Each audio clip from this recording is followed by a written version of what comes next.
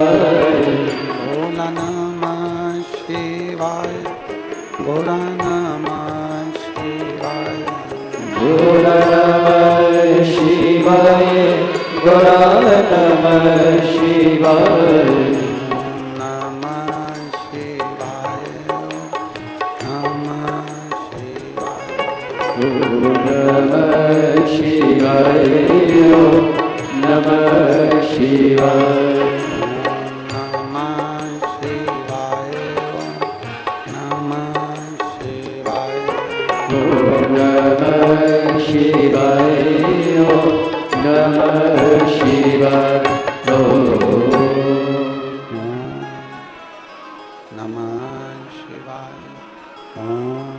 नमः शिवाय, ओम नमः शिवाय। विश्वनाथ भगवान की जय, महाकालेश्वर भगवान की जय, ओमकारेश्वर भगवान की जय, कुबेरेश्वर महादेव की जय। हर हर महादेव, हर हर महादेव, हर हर महादेव हर। काशी विश्वनाथ, ओगड़दानी, त्रिकालदर्शी, कैलाशी, अविनाशी भगवान शिव, जिनकी पुनीत पावन शिव महापुराण की कथा संपूर्ण विश्व के कल्याण हेतु बाबा देवाधिदेव महादेव की कृपा से, उनकी करुणा से, उनकी उदारता से ये पवित्र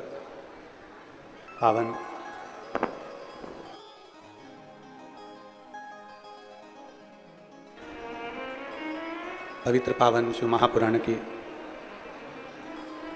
ये पवित्र शिव महापुराण की कथा संपूर्ण विश्व के कल्याण हेतु श्रावण के पवित्र अवसर पर गनौद, नया रायपुर, छत्तीसगढ़ की इस पवित्र भूमि पर आप और हमको श्रवण करने का सौभाग्य प्राप्त हुआ है। भगवान देवाधिदेव महादेव की कृपा, करुणा, उनकी उदारता, जब तक शिव की कृपा नहीं होती तब तक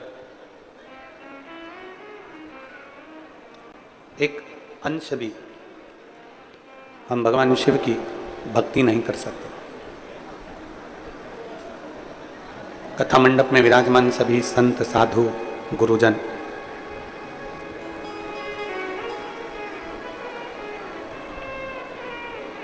क्षेत्र के विधायक महोदय,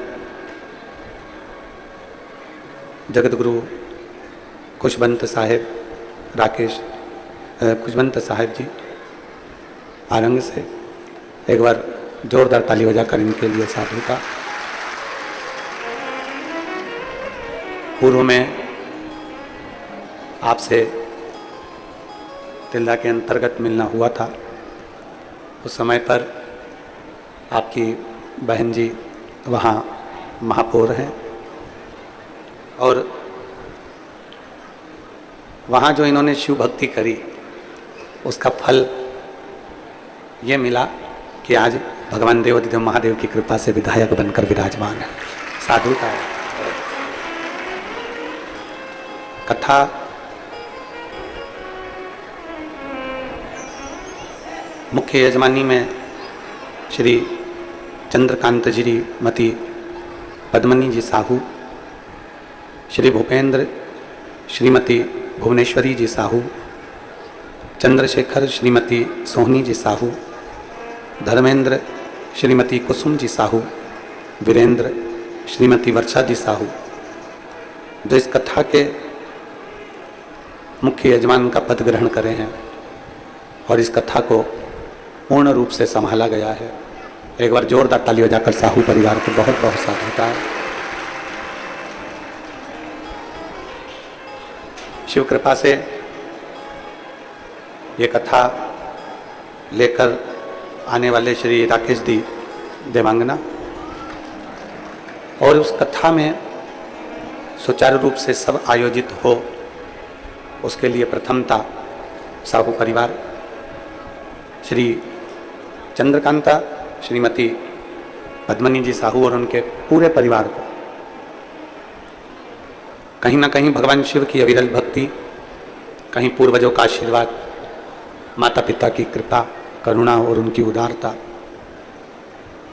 जो ये 72 वर्ष में ऐसा सावन आया है, और उस सावन के महीने में ये पवित्र कथा का यजमान पद ग्रहण करना कहीं ना कहीं प्रभु की कृपा ही समझे।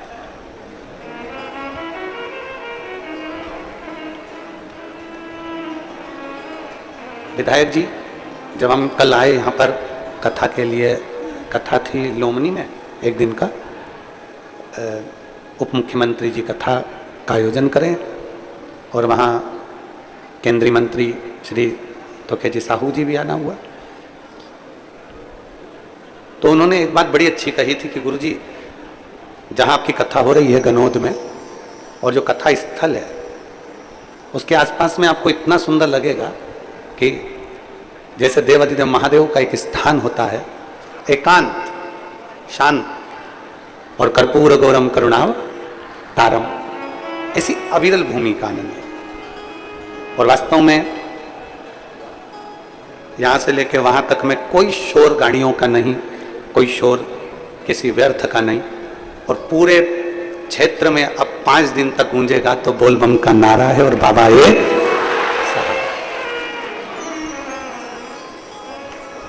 ये सावन का महीना और श्रावण महीने में ये 5 दिन की कथा, आपको शिव जी की ऐसी भक्ति कर लेना है। इस एकांत में बैठकर आज जो कथा मिली है, इसको हम कहेंगे एकांतेश्वर महादेव की कथा मिली है। ये मानो एकदम एकांत, बोलो सही है कि गलत है?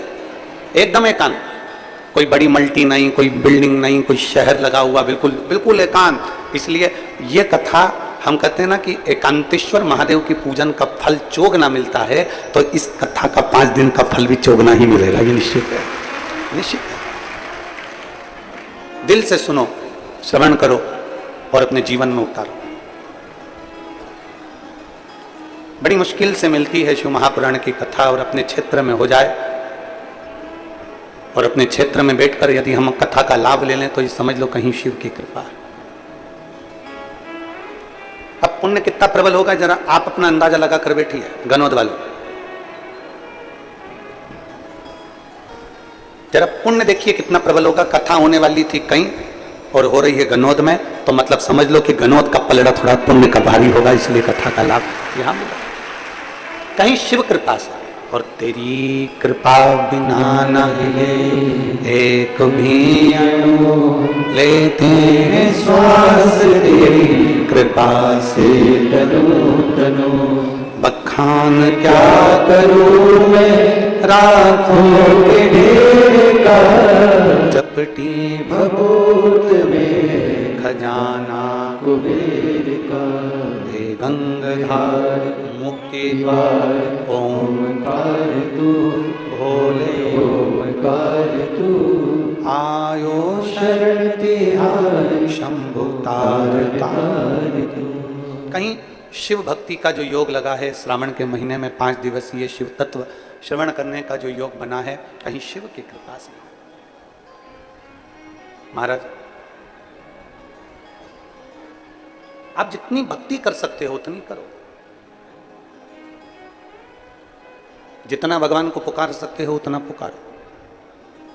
मेडिकल साइंस कहता है कि जीभ पर अगर कोई घाव होता है तो वो जल्दी भर जाता है। जीभ पर, जिह्वा पर अगर कोई घाव हुआ तो वो जल्दी भर जाता है, ये मेडिकल साइंस कहता है। पर शिव महापुराण की कथा कहती है कि जीभ से अगर कोई घाव होता है तो वो जिंदगी भर नहीं भरा पाता है, कभी नहीं। जीभ पर अगर घाव हुआ तो मेडिकल साइंस कहता है कि वो जल्दी भर सकता है, पर इस जिह्वा से अगर कोई घाव हो जाता है, इस जिह्वा से बोलने में अगर कोई शब्द किसी को कह दिया, किसी को आड़ा टेढ़ा बोल दिया, किसी को कोई गाली दे दी, अपशब्द कह दिया, जो घाव हो गया वो जिंदगी भर में, जिंदगी भर। इसलिए शिव महापुराण की कथा कहती है कि शिव तत्व मौन तत्व है। शिव तत्व में मौनता है। जितनी मौनता शंकर की अविरल भक्ति में है, उतनी मौनता कहीं नहीं। शिव तत्व में आप जितना मौन हो सकते हो, शिव तत्व में जितना आप चुप रह सकते हो, उतना सुख आपके जीवन में उत्पन्न हो जाता है।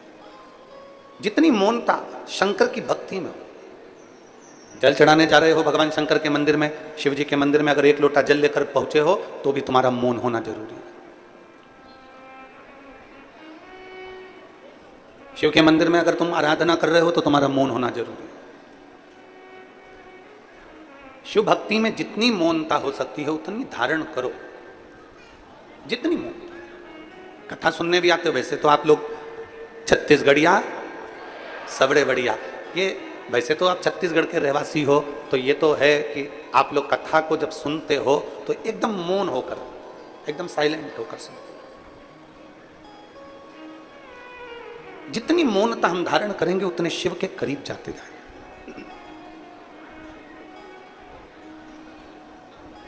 एक सुंदर प्रसंग आता है।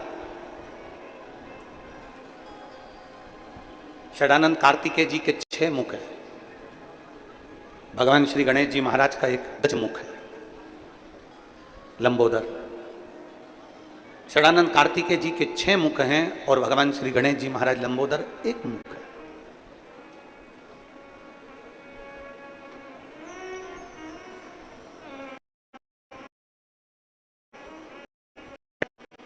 गणेश जी महाराज साधना में लीन नहीं होते, पर षडानंद कार्तिकेय जब भी बैठते हैं, एक बार की साधना में जो कार्तिकेय बाबा बैठे, हजारों वर्ष तक उनकी साधना टूटती ही नहीं, टूटती नहीं।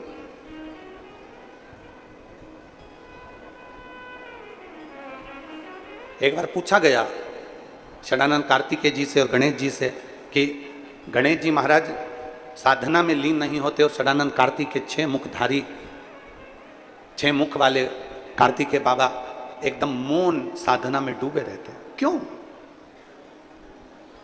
षडानंद कार्तिकेय जी ने कहा कि मौनता, मेरे 6 मुख हैं और 6 मुख में 6 जिह्वा हैं। इन 6 जिह्वा से अगर मैं बोलूंगा तो वो श्रेष्ठता नहीं होगा, उसका एक लक्षण प्रबल हो जाए कि मेरी मौनता रहे, मैं चुप रहूं।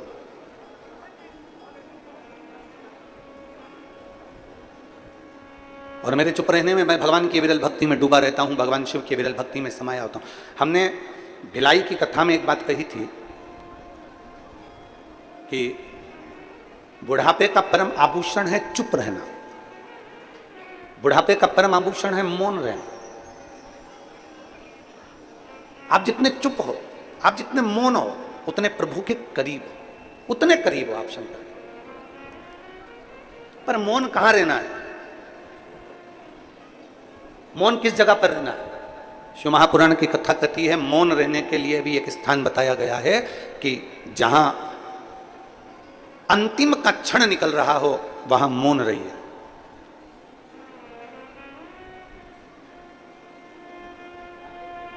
वहां मौन रहिए, शांत रहिए। जहां व्यर्थ की बातें हो रही हो वहां मौन रहिए। पर बोलने की जब जरूरत हो, अपने सनातन धर्म पर अगर कोई ठेस पहुंचा रहा हो, अपने सनातन धर्म पर कोई उंगली उठा रहा हो, अपने धर्म पर, अपनी सनातन धर्म के ऊपर कोई आक्षेप ठोक रहा हो, उस जगह पर तुम्हें मौन नहीं रहना है, उस जगह पर तुम्हें एकजुट होकर आगे बढ़ना है। वहां मौनता की जरूरत नहीं है, वहां फिर मौन की जरूरत नहीं पड़ती।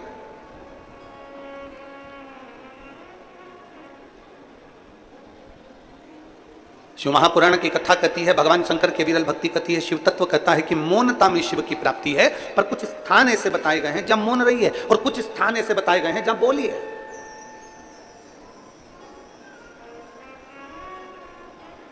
शिव पुराण तो यहां तक कहती है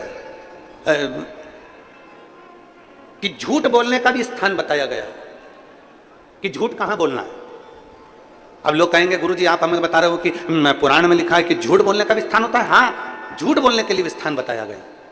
किसी की गाय कसाई के यहां कटने के लिए जा रही हो और तुम्हें दिख जाए कि यह गाय कसाई के यहां कट रही है, उस जगह पर तुम झूठ बोल दो कि यह गाय मेरी है और उसको कटने से बचा लो, तो यह झूठ बोलना भी तुम्हारा साथ है। गौमाता अगर कहीं कटने के लिए जा रही है और तुम्हें दिख रहा है कि यह कसाई के यहां कट रही है, उस जगह पर झूठ बोल दो कि यह गाय मेरी है। तुम्हारे झूठ बोलने से अगर किसी का घर बन रहा है, किसी का जीवन सार्थक हो रहा है, तो वहां झूठ बोल सकते, वहां झूठ बोल सकते।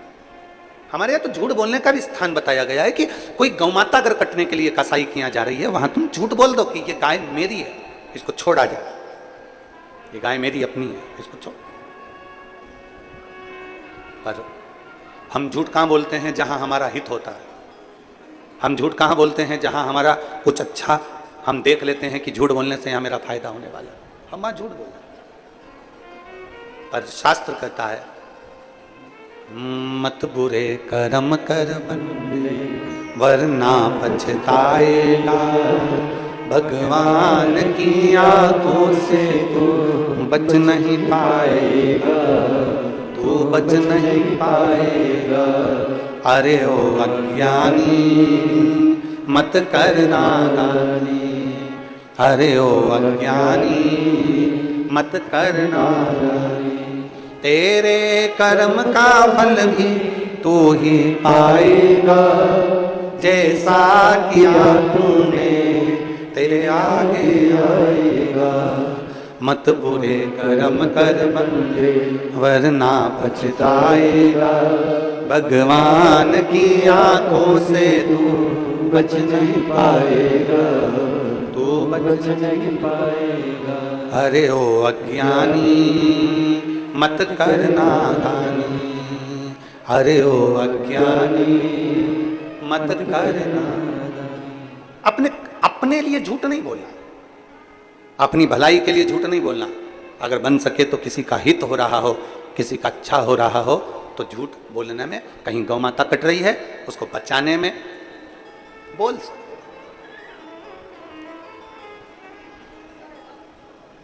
किसी का जीवन अगर सार्थक हो रहा है तो बोल सकते, पर अपना लोभ नहीं, अपना लालच नहीं, अपना सुख नहीं। शिव कथा कर रही है, शिव महापुराण की कथा करे।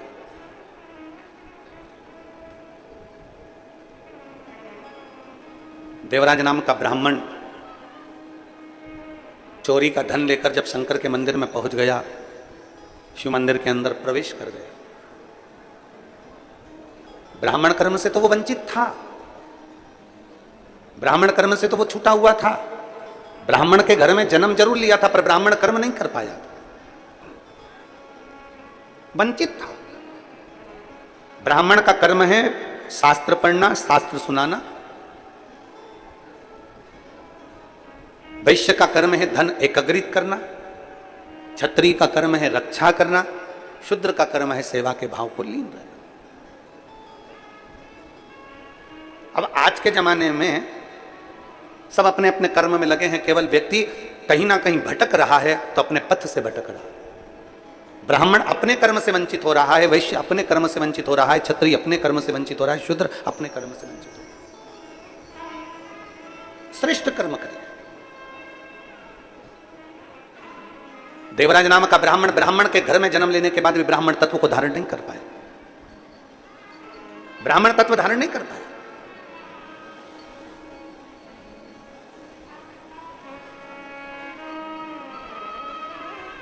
अब जब वो ब्राह्मण तत्व को धारण नहीं कर पाया, तो ब्राह्मण तत्व धारण ना करने के कारण वो चोरियां करने लगा, थोड़ा सा धन एकत्रित करने लगा, और चोरी का धन लेकर शरीर में जब ताप पड़ा, शरीर में जब बुखार लगा, ठंड सी लगी, तब शिव मंदिर में गया छुपने के लिए, अपने शरीर को बचाने के लिए, तब शिवालय में गया। अब किसी ना किसी भाव से, किसी ना किसी रूप में शंकर के पास गया तो है, किसी ना किसी रूप में शिव तत्व के नजदीक गया तो है। आप में से कई मेरी जीजियाँ ऐसी बैठी हैं, कई जीजा ऐसे बैठे हैं, कई बेटियाँ कई बेटे ऐसे बैठे हैं, कई माता कई भाई ऐसे बैठे हुए हैं, कई मेरे जीजा होने से बैठे हैं कि उनका मन नहीं होगा। मान लो उनका मन नहीं है कि मैं कथा में नहीं जाऊँ, मैं कथा में नहीं जाऊँ, मैं कथा में नहीं जाऊँ, भीड़ होगी मैं कथा में नहीं जाऊँ, पैदल चलना पड़ेगा मैं कथा में नहीं जाऊँ। पर हो सकता है अपनी पत्नी के कारण मुझे छोड़ने जाना पड़ेगा, मुझे वहां तक छोड़ कर आ जाओ, भले तुम वापिस आ जाना पर मुझे छोड़ कर। तुम्हें मेरे साथ में चलना पड़ेगा और मैं वहां पर कथा सुनने के लिए जाऊंगा। अरे वहां ऑटो नहीं मिलेगा, अरे मत मिलने दो, तुम चल रहे हो कि नहीं चल रहे हो ये बताओ।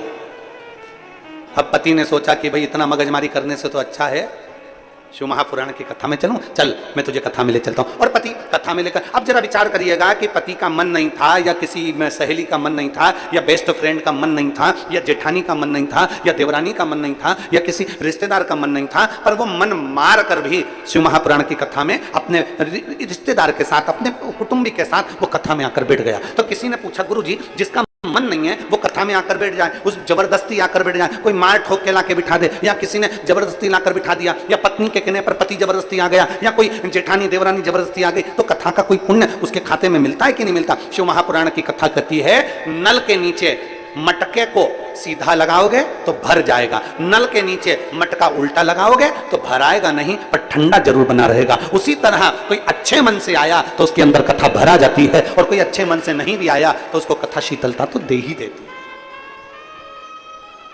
शिव महापुराण उसको शीतलता देती है, शिव महापुराण उसको एक आनंद का अनुभव करा देती है। भले उसका चित्त कथा में नहीं लगे, भले उसका मन कथा में नहीं लगे, उसकी चित्त वृत्ति कथा में न लगे, पर वो कथा में आकर बैठ गया, मतलब बैठा है तो ये निश्चित है। आपको भूख लगी है, आप शादी में गए हो, पंगत लगी है, पत्तल लग रही है, और पत्तल लगते लगते कोई पत्तल देने वाला आया, तुम्हारे साथ में कोई दूसरा बैठा है, उसका पेट भरा हुआ है, वो नहीं खाना चाहता, फिर भी पत्तल वाले को थोड़ी ना मालूम कि इसका पेट भरा है कि खाली है। वो तो पत्तल लगाते लगाते लगाते लगाते गया और उसने पत्तल वहां लगा दी। जिसका पेट भरा था उसके पास भी पत्तल लगी है, तो पड़ोसी ने कहा तो तेरा तो पेट भरा था, हाँ मैं नहीं खाऊंगा, तो ये पत्तल लग गई, कोई बात नहीं। अब पत्तल लगी थी, इतने में नुक्ति देने वाला आया, बूंदी बूंदी बूंदी बूंदी नुक्ति नुक्ति नुक्ति, और मालूम पड़ा वो नुक्ति उसको डालकर चले गया। फिर पड़ोसन ने कहा तेरा तो पेट भरा था, अब ये बूंदी कौन खाएगा? अब रख गया तो रख जाने दो। थोड़ी देर में गुलाब जामुन गुलाब जामुन गुलाब जामुन करता आया और गुलाब जामुन रखकर चले गए। अब वो रखा तो था, तो उसने सोचा इतना सारा सामान इकट्ठा हो गया है, मेरा पेट भी भरा है, कोई बात नहीं, मैं उसको बांध कर अपने घर के लिए लेकर चले जाता हूं। अगर मन नहीं भी लगे और अगर कोई शिव पुराण की कथा में जाकर बैठ जाता है तो मेरा महादेव उसके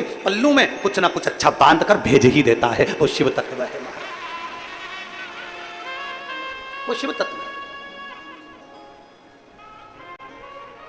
और शंभु शरणे पड़ी मांगू घड़ी रे घड़ी, दुख काटो दया करीने दर्शन आपो।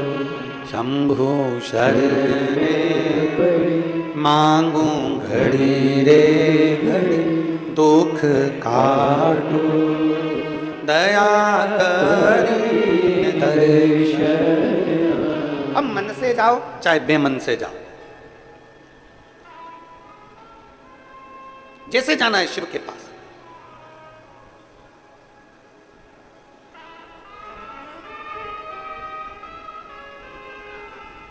जैसे तुम्हारी मर्जी हो।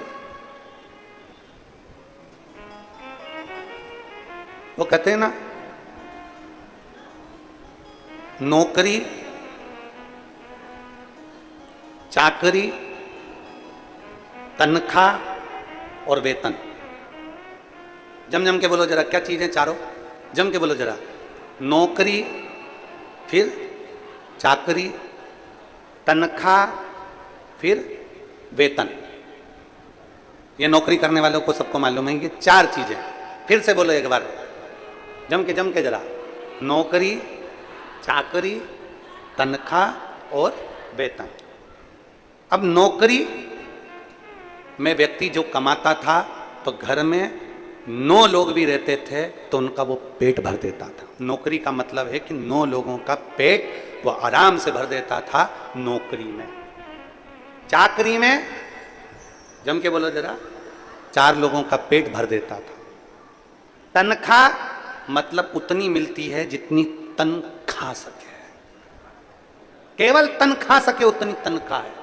और वेतन मतलब अब उतना मिलता है जितना ये तन भी नहीं खा सकता। बेतन, बेमतलब का तन, उतना।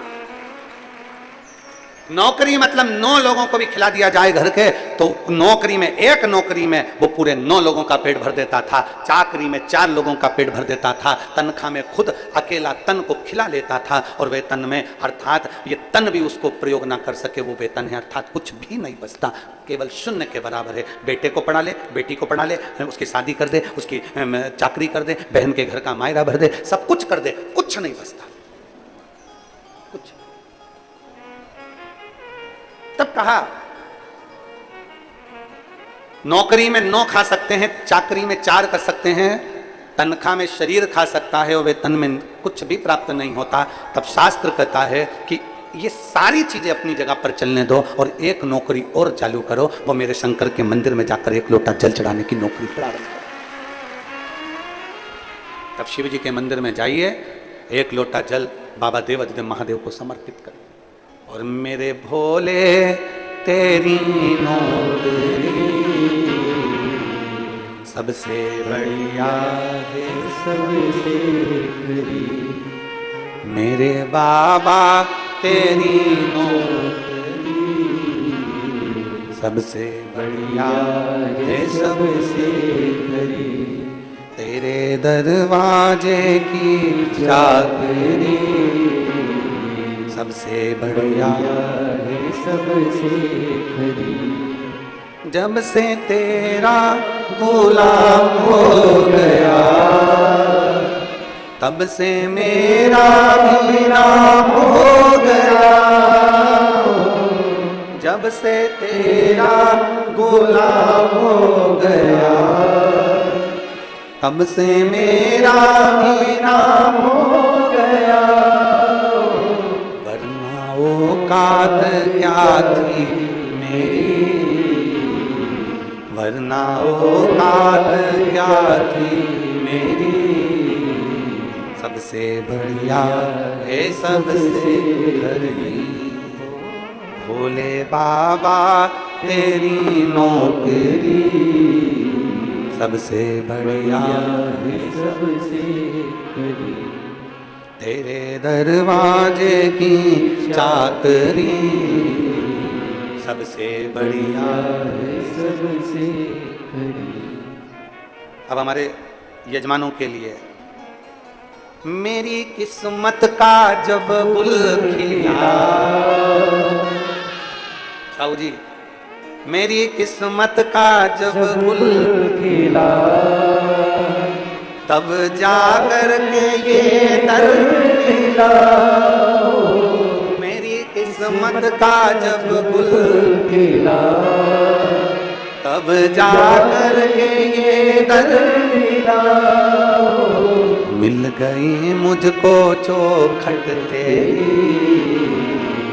मिल गई मुझको चौखट तेरी सबसे बढ़िया है, सबसे खरी भोले बाबा तेरी नौकरी सबसे बढ़िया है, सबसे ये भाग्य से मिला। नौकरी, चाकरी, तनख्वाह, वेतन, ये सब चीज से भी अगर कहीं खाली रह जाओ तब आखिरी में मेरे शिव के द्वार जाओ, मेरे शंकर की चौखट। बोल बम का नारा है, अच्छी अच्छी जम के जरा जोरदार, बोल बम का नारा है, सारी समस्या का हल आखिरी में शिव के करीब। शिव करते क्या है? अपनी शरणागति में जो आ गया, शंकर के करीब में जो आ गया, शिव उसको अकेला नहीं छोड़ते, उसको सुनना नहीं छोड़ते।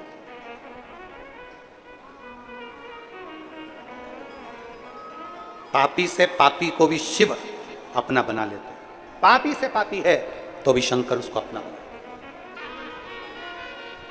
आपसे पूछें, ध्यान देना जरा, कोई बहुत चोरी करता है, बहुत चोरी करता है, मर गया, उसके घर के लोग उसको अर्थी पर बांधकर, सफेद कपड़ा लपेट कर, राम नाम जम के बोलो जरा, राम नाम सत्य है, बोलते बोलते बोलते बोलते उसको कहाँ ले गए? जम के शमशान। शमशान में कौन रहता है? शिव। चोरी करने वाला है बेकार है, झूठ बोलने वाला है बेकार है, निंदा करने वाला है बेकार है, कपट करने वाला है बेकार है, बहुत गलत गलत काम करने वाला है। अगर वो मर भी जाता है तो आखिरी में उसको कहाँ ले जाया जाता है? शंकर के द्वार शमशान में ले जाया जाता है। शमशान तक लेकर उसको जाते हैं, शिव के धाम तक लेकर जाते हैं। कोई शंकर भगवान से पूछे कि प्रभु ये इसने तो चोरी करी थी, इसने तो झूठ बोला था, इसने तो कपट करा था, इसने तो बेईमानी करी थी, इसने तो प्रपंच करा था, फिर इसको आपका धाम कैसे मिल गया, आपका दरवाजा कैसे मिल गया? तो शंकर भगवान कहते हैं इसने चोरी करी, इसने झूठ बोला, इसने प्रपंच करा, ये बेईमानी करा, ये छल करा, ये कपट करा, पर इसने एक काम करा कि कोई शिव महापुराण की कथा सुनकर जा रहा था, उसके चेहरे का मात्र दर्शन कर लिया, इसलिए मेरे धाम में आकर विराजमान थे। इसलिए वो मेरे नजदीक में, मेरे धाम में, मेरे करीब में, मेरे पास में। शिव महापुराण की कथा सुनने वाले का मात्र मुख का दर्शन। और विद्येश्वर संहिता करे, ये विद्येश्वर संहिता, विद्येश्वर संहिता कर रही है। शिव जी के शिवलिंग पर चढ़ा हुआ जल का आचमन मात्र पी लेना, पी लेना शंकर भगवान के शिवलिंग के जल को। और जिसको विश्वास नहीं हो, गीता प्रेस गोरखपुर की शिव महापुराण की कथा लेकर आओ, हिंदी की।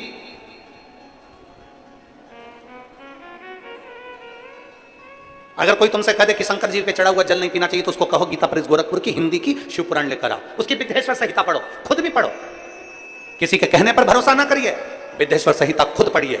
उसमें लिखा है शंकर भगवान के शिवलिंग पर चढ़ाया हुआ जल का आचमन कर लेने से, पी लेने से 3 ताप समाप्त हो जाते हैं और व्यक्ति परमात्मा की शरणागति को प्राप्त कर लेता है।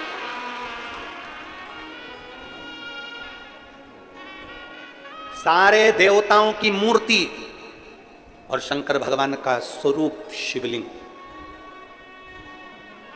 मूर्ति में और शिवलिंग में अंतर है।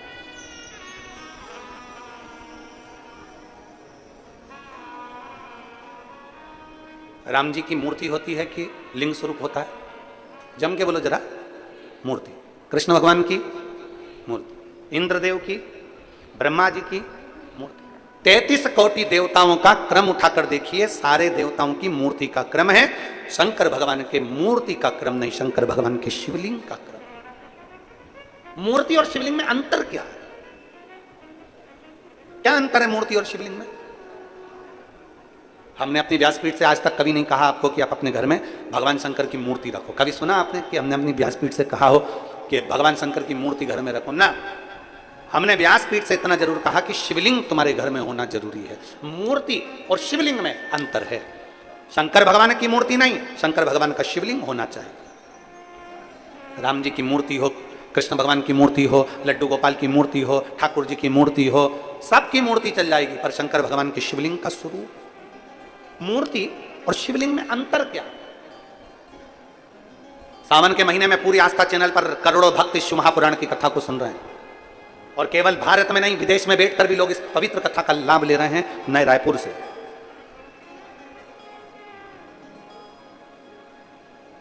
गनौत की इस पवित्र भूमि से करोड़ों शिव भक्त आस्था चैनल के माध्यम से, फेसबुक, यूट्यूब के माध्यम से कथा सुन रहे हैं।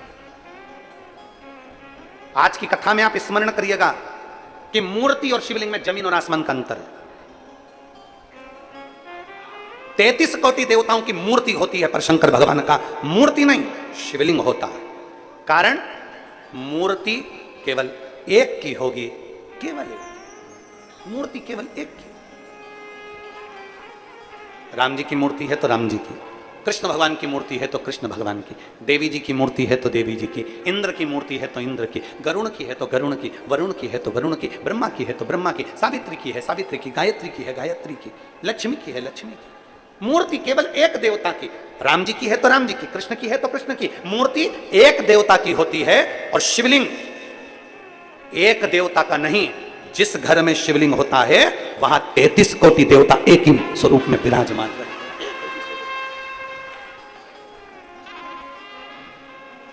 मूर्ति में और शिवलिंग में अंतर है, बहुत जमीन और आसमान का अंतर है। आप लोग बहुत दूर दूर से आए हो कथा सुनने के लिए, और वहां से यहां तक आने में तुम्हारा ऑटो का भी कम से कम 100-200 रुपए 500 रुपए खर्च हुआ होगा। 100 रुपए तो खर्च हुआ ही होगा। बोलो तो सही है कि गलत है? हुआ ना? अब तुमने 50 रुपए 100 रुपए 200 रुपए खर्च कर आए हो, इसलिए बहुत ध्यान लगाकर सुनना कि हम जो कथा सुनने के लिए आए हैं, अगर हमने दिल से सुन ली, और अभी तक जो कथा होती थी वो भरे कहीं गांव के बीच में, शहर के बीच में, नगर के बीच में, यहाँ वहां होती थी, और आज जो कथा हो रही है वो एकांत में बैठकर हो रही है, इसलिए एकांतेश्वर कथा चौगुना फल देती है। चौगुना मूर्ति में और शिवलिंग में जमीन आसमान का अंतर। राम जी की मूर्ति का दर्शन करोगे तो वो राम जी की मूर्ति कहलाएगी। भगवान कृष्ण की मूर्ति का दर्शन करोगे तो कृष्ण भगवान की मूर्ति ही कहलाएगी। देवी जी की मूर्ति का दर्शन करोगे तो देवी की मूर्ति ही कहलाएगी। ब्रह्मा जी की मूर्ति का दर्शन करोगे तो वो ब्रह्मा जी की मूर्ति ही कहलाएगी। कार्तिक स्वामी की मूर्ति का दर्शन करोगे कार्तिक स्वामी कहलाएंगे। गणेश जी की मूर्ति का दर्शन करोगे तो वो गणेश जी महाराज कहलाएंगे। केवल एक शंकर भगवान की कोई मूर्ति नहीं, शंकर भगवान का केवल एक लिंग स्वरूप है। शंकर भगवान का एक प्रतिबिंब, एक प्रतीक शिवलिंग के रूप में है। इसलिए अंदाजा लगाकर रखना कि मूर्ति में एक देवता होते हैं और शिवलिंग के अंदर 33 कोटि देवता विराजमान होते हैं, सारे देवता। वो एक लाइन आप लोग गुनगुनाते हो, सारे देवता, सारे एक लाइन आपके स्मरण में रहती है। सारे तीरथ धाम आपके चरणों में, हे भोलेनाथ प्रणाम आपके चरणों में। फिर से एक बार सब बोलिए, सारे आपके चरणों में, हे भोलेनाथ प्रणाम आपके चरणों में। सब कुछ है। सारे तीर्थ शिव में बसे हो गए, सारे तीर्थ, सारे। जहां शिव है वहां गंगा है, जहां शिव है वहां गणेश है, जहां शिव है वहां रिद्धि सिद्धि है, जहां शिव है वहां षडानन कार्तिक है, जहां शिव है वहां लक्ष्मी है, जहां शिव है वहां विष्णु है, जहां शिव है वहां ब्रह्मा है, जहां शिव है वहां सरस्वती है, जहां शिव है वहां गायत्री है, जहां शिव है वहां सावित्री है, जहां शिव है वहां 33 कोटि देवता विराजमान है। एक शिवलिंग, मूर्ति में केवल एक देव होगा और शिवलिंग में 33 कोटि देव। सारे तीर्थ धाम आपके चरणों में, हे भोलेनाथ प्रणाम आपके चरणों में, हे भोलेनाथ प्रणाम आपके चरणों में। सब कुछ आप में समाया, सब कुछ।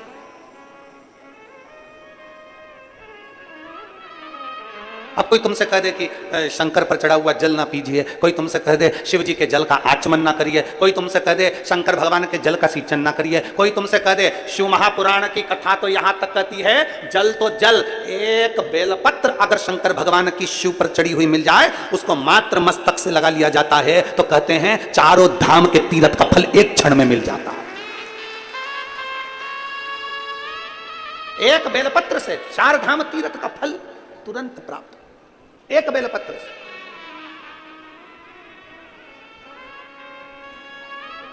एक पत्र है,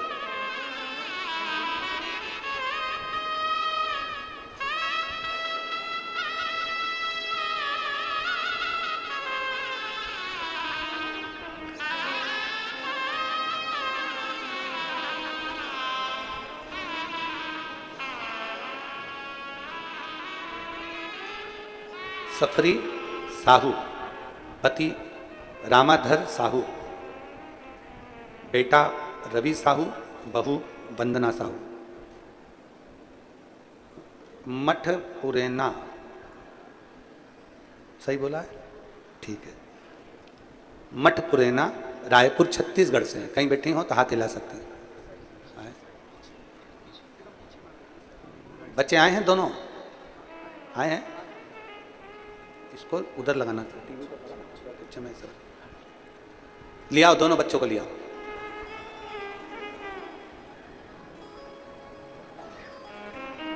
रवि साहू, बहू वंदना साहू, मठ पुरेना रायपुर छत्तीसगढ़ से। गुरुदेव, मेरी बहू के गर्भ नहीं ठहर रहा था, गर्भ ठहरता खराब हो जाता, ऐसा कई बार हुआ। पर गर्व नहीं ठहरा। हम कभी शिव पुराण नहीं सुनते थे क्योंकि हम थोड़ा विश्वास कम ही करते थे, पर किसी के कहने पर हमने शिव महापुराण की कथा श्रवण करना प्रारंभ करा और कथा सुनने पर सफेद आंकड़े की जड़ का प्रयोग आपने बताया, वो हमने अपनी बहू से करवाया। अब विश्वास तो था नहीं, फिर भी हमने बहू से कहा कि तुम एक बार वो प्रयोग तो करो, और बहू ने सफेद आंकड़े की जड़ का प्रयोग किया। और बाबा का मैं क्या गुणगान करूं गुरुदेव, पशुपतिनाथ का व्रत सफेद आंकड़े की जड़ का प्रयोग जब किया तो बाबा की कृपा से मेरी बहू के 2 जुड़वा संतान का प्राप्ति हुई। मैं बाबा को यहां धन्यवाद देने के लिए आया। शिव तत्व की प्राप्ति, जब एक विश्वास, जब एक भरोसा दृढ़ हो जाए, दृढ़,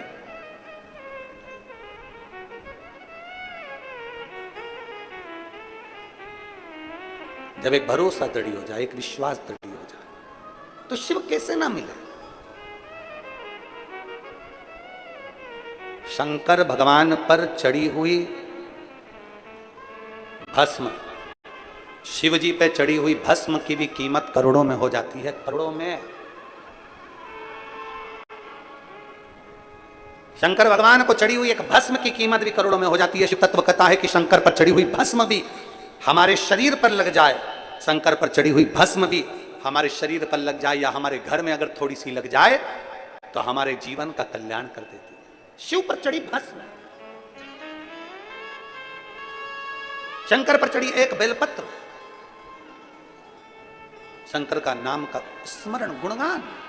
एक पत्र और है,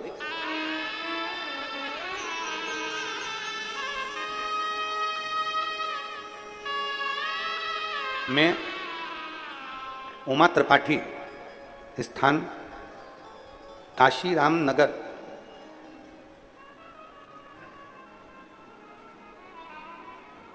मैं उमा त्रिपाठी, स्थान काशीराम नगर। काशीराम नगर कहाँ है? यही है क्या? अच्छा, कहीं बैठी हैं उमा जी त्रिपाठी? कहीं बैठी हो तो जरा दोनों हाथ ऐसे हिलाओ तो दिख जाओगी। उमा त्रिपाठी कहीं बैठी हो तो हाथ हिलाइएगा। हाँ, फिर से हिलाओ एक बार ऐसे हाथ। हाँ, दिख गए हो, ठीक है। आइए पधारिए, एक बेलपत्र लेकर जाइएगा, जाओ। मैं उमा त्रिपाठी, स्थान काशीराम नगर। मैं बाबा का क्या वर्णन करूं गुरुदेव, मेरे पास शब्द नहीं है। बाबा, मेरी सास के छाती में, सीने में एक गठान हो गई। जब गांठ हो गई सीने में तो डॉक्टर को जब बताया गया तो मालूम पड़ा कि उनको कैंसर हो गया।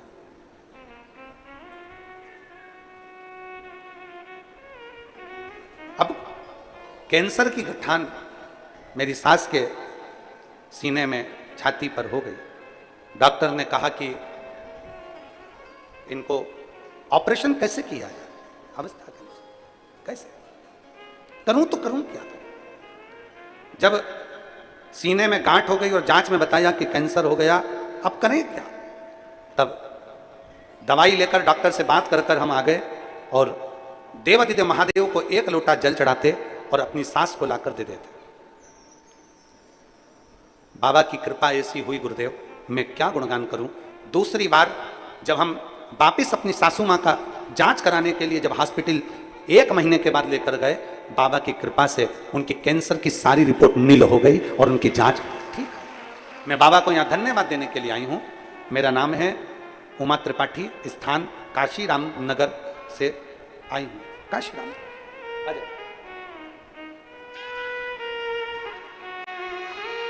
शिव तत्व की प्राप्ति।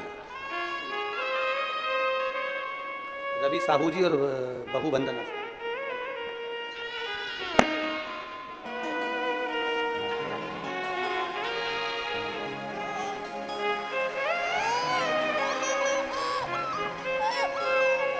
एक बार जोरदार ताली बजाकर दोनों का साथ। ले बेटा,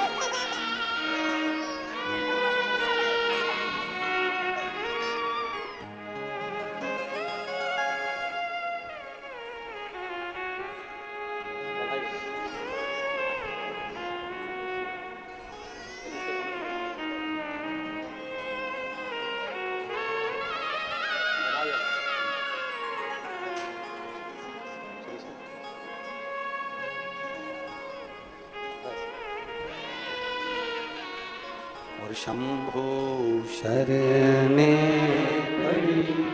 मांगू घड़ी रे घड़ी दुख काटो दया करीन दर्शन आपको दया करीन दर्शन शंभु शरण मांगू घड़ी रे घड़ी दुख काटो दया करीन दर्शन आपको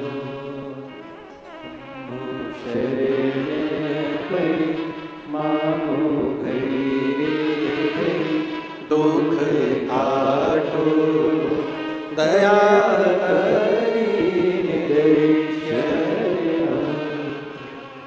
प्रतिमा और शिवलिंग दोनों में अंतर। प्रतिमा और शिवलिंग दोनों में अंतर। दोनों ये सफरी साहूपति रामाधर साहू जी ने पत्र में एक लाइन अच्छी लिखी है। हम नहीं जानते थे कि शंकर के शिवलिंग पर चढ़े हुए जल की महत्वता क्या। हम नहीं जानते थे कि शंकर पर चढ़े हुए शिवलिंग पर शंकर पर चढ़े हुए शिवलिंग पर चढ़े हुए बेलपत्र की महत्वता क्या। इन्होंने एक पत्र में लाइन अच्छी लिखी। दुनिया के लोग जिस दिन जान जाएंगे ना कि शंकर का शिवलिंग का चढ़ा हुआ जल कितना महत्वपूर्ण है, दुनिया का एक एक बच्चा आ जाइए आ जाओ, दुनिया का एक एक बच्चा जब जान जाएगा कि शंकर पर चढ़े हुए जल की मूलता क्या है, तब उसको समझ में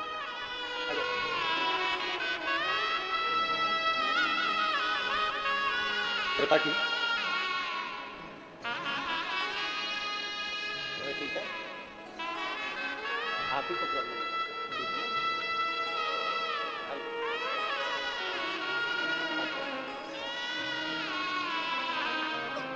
ये कई वर्षों के बाद हुआ है। एक बार जोरदार ताली बजाएं कुबेरेश्वर बाबा की कृपा।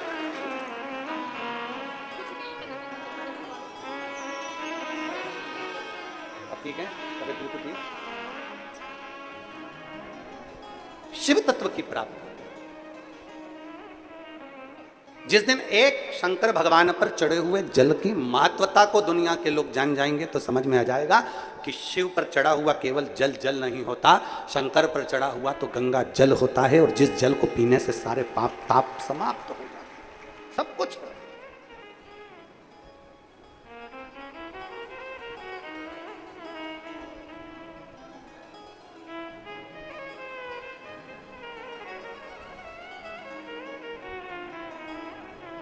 शिव पर चढ़े हुए जल का मात्र आचमन कर लेने पर, शंकर के चढ़े हुए जल का मात्र अपने ऊपर प्रोक्षण कर लेने पर जीव को क्या क्या सुख प्राप्त हो जाता है, क्या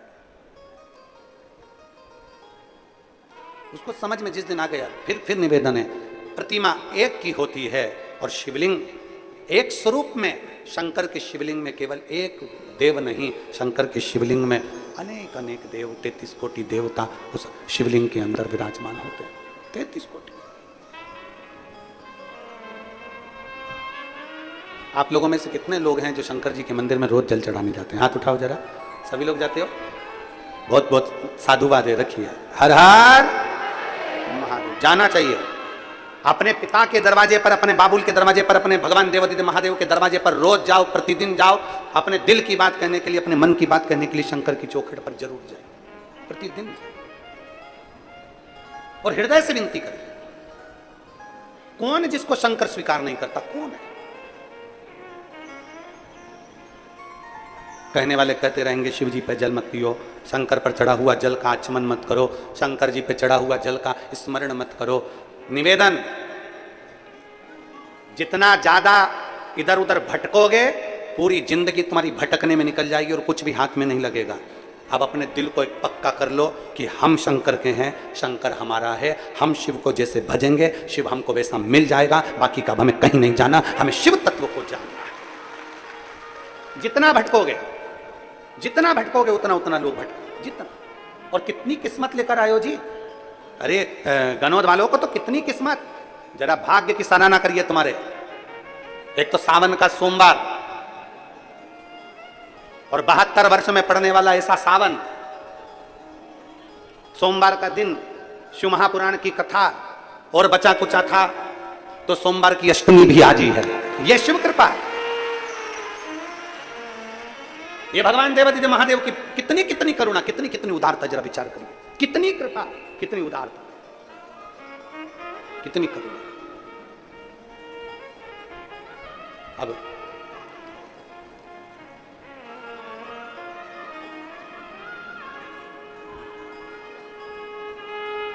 शिव उदारता, शिव शंकर की।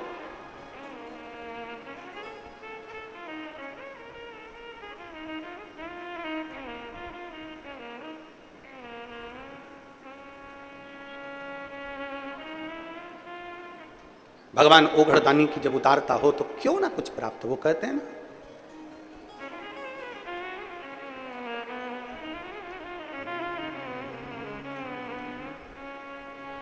गोरा की चुनरी में ओम लिखा है, गोरा की चुनरी